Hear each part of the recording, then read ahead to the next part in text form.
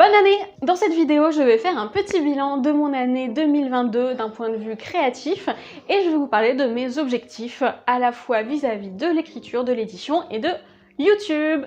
Pour ceux qui ne me connaissent pas, je m'appelle Ophélie Hortebise et ce que j'aime dans la vie, c'est écrire des histoires. J'en ai publié sur Wattpad, qui sont toujours gratuites et vous pouvez aller voir. Et maintenant, je me tourne vers le monde de l'édition pour essayer de toucher un nouveau public. Je parle de tout ça, mais aussi de mes lectures et des séries et des films que je regarde sur cette chaîne YouTube, qui est donc consacrée à la fiction sous toutes ses formes. Pour ce bilan de l'année, on va aller des objectifs les moins impressionnants que j'ai réussi à atteindre à ceux qui sont les plus cool. Et du coup, on va commencer par quelque chose qui n'a pas l'air en soi d'être une victoire, c'est que j'ai fait une bonne pause cet été vis-à-vis des réseaux sociaux, de YouTube, l'écriture, etc. Bref, tout ce qui est création, production, etc. Et c'est au point mort. Si vous êtes un des meilleurs abonnés de cette chaîne et que vous ne manquez aucune de mes publications, vous avez sans doute remarqué que j'ai eu ce moment un petit peu de ralentissement. La raison, c'était, bon, évidemment que c'était les vacances, que j'avais envie de faire une pause, etc.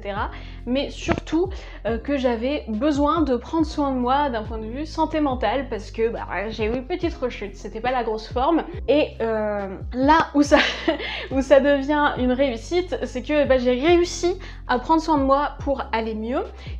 Et que je l'ai fait sans me sentir coupable ou sans avoir le sentiment qu'il fallait que je continue à rester productive, créative, etc.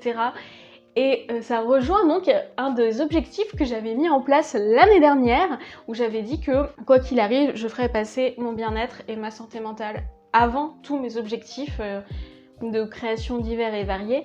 Et c'est ce que j'ai réussi à faire. Alors j'y étais un peu forcée parce que c'était pas la grosse forme, mais je l'ai fait. Et là où c'est aussi une victoire, c'est que ça va beaucoup mieux maintenant.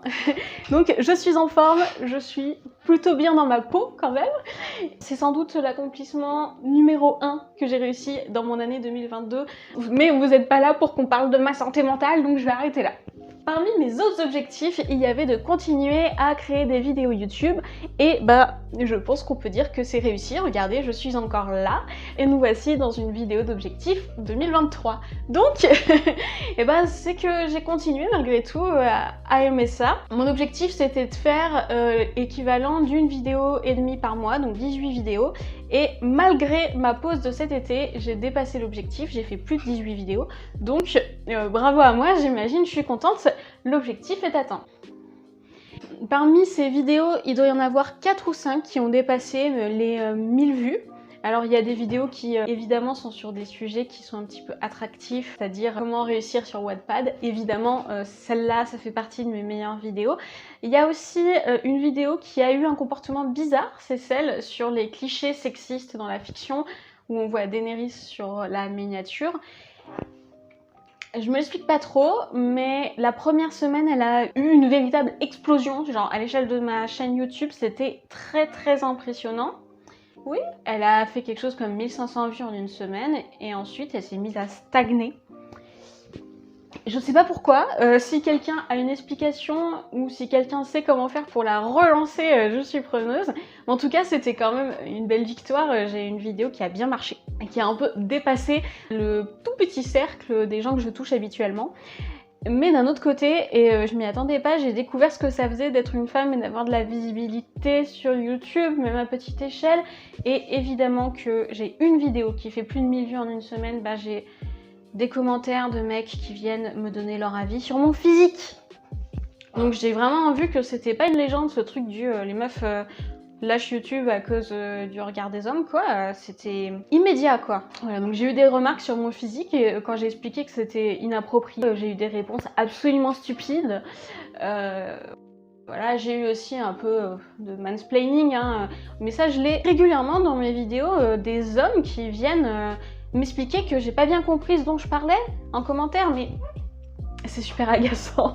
Et en fait, en règle générale, je suis une personne qui a pas si bon caractère que ça.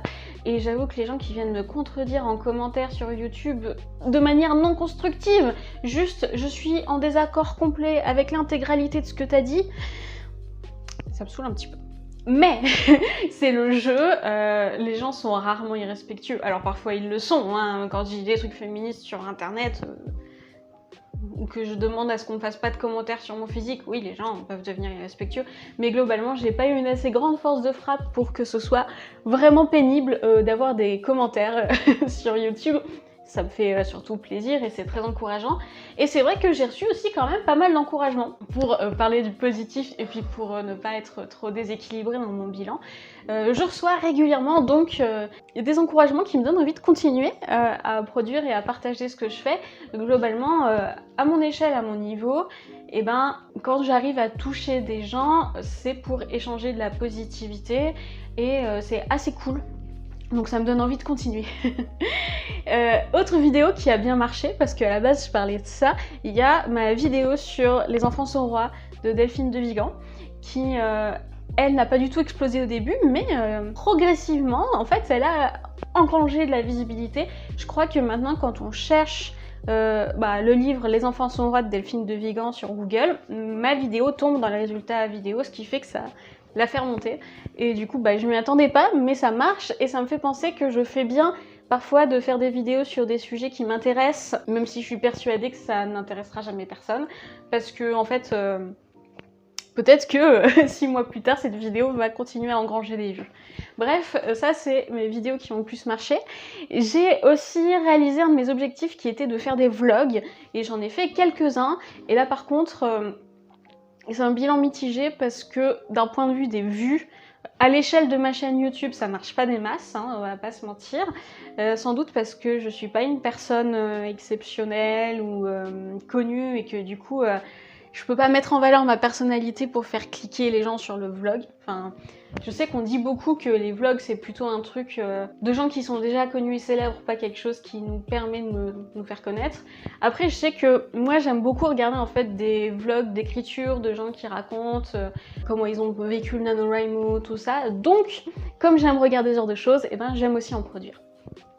Et si je dis que c'est un bilan en demi-teinte, c'est que malgré tout, j'ai en fait beaucoup aimé faire des vlogs, ces vlogs sur le NaNoWriMo particulièrement.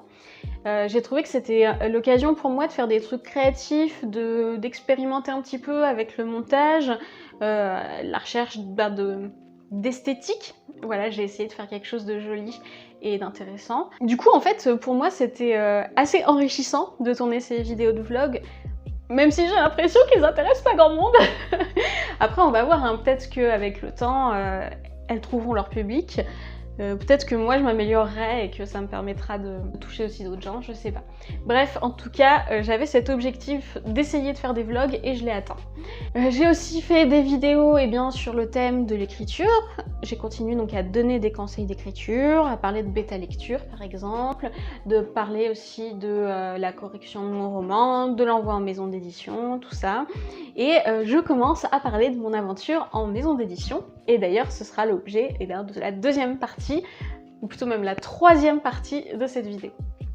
Et donc, un de mes objectifs, c'était de finir le roman qui s'appelait encore « Messi ne sera pas Luna », de finir le premier jet, et ensuite de l'envoyer en maison d'édition de manière bien peaufinée, après l'avoir retravaillé, envoyé en bêta lecture, etc.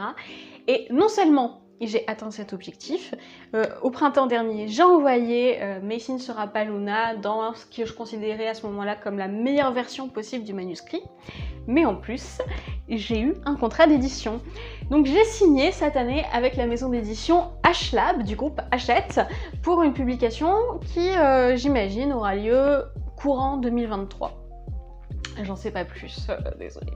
Mais c'est une très très bonne nouvelle et c'est une nouvelle aventure qui s'ouvre à moi.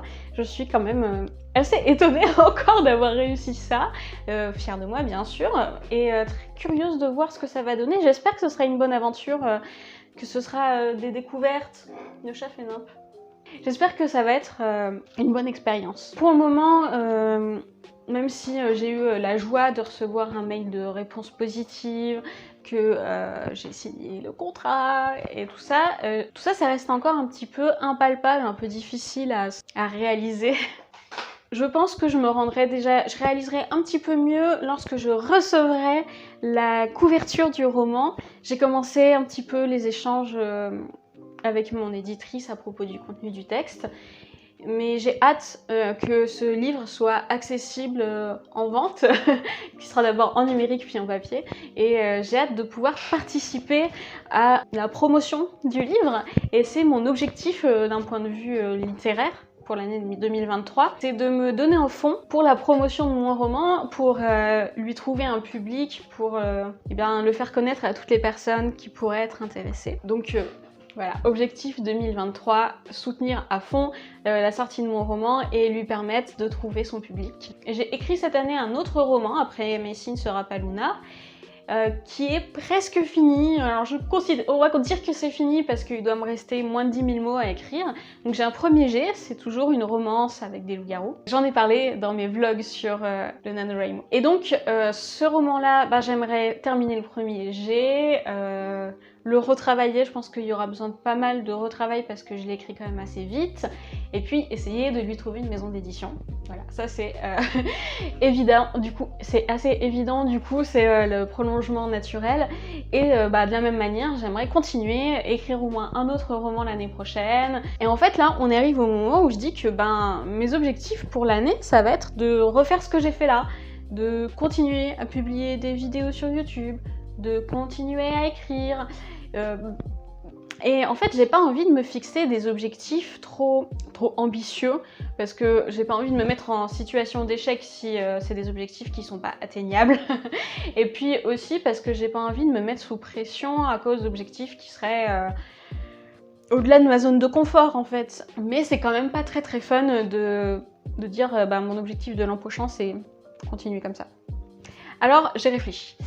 Vous savez que les objectifs que je me fixe, c'est des objectifs de moyens et pas de résultats. C'est-à-dire que je me donne pas comme objectif avoir 1000 abonnés sur YouTube ou vendre 5000 romans. Parce que ça dépend pas de moi. Je peux donner tout ce que je veux comme énergie, faire le meilleur travail possible, être à fond, et que la mayonnaise ne prenne pas. Donc je me mets des objectifs qui dépendent uniquement de moi-même. Comme ça, si ça me tient à cœur et si j'y mets de l'énergie, l'objectif est atteint, je suis fière de moi, la case est cochée dans la liste et tout va pour le mieux dans le meilleur des mondes. Donc, comment me donner des objectifs de moyens pour l'année 2023 ?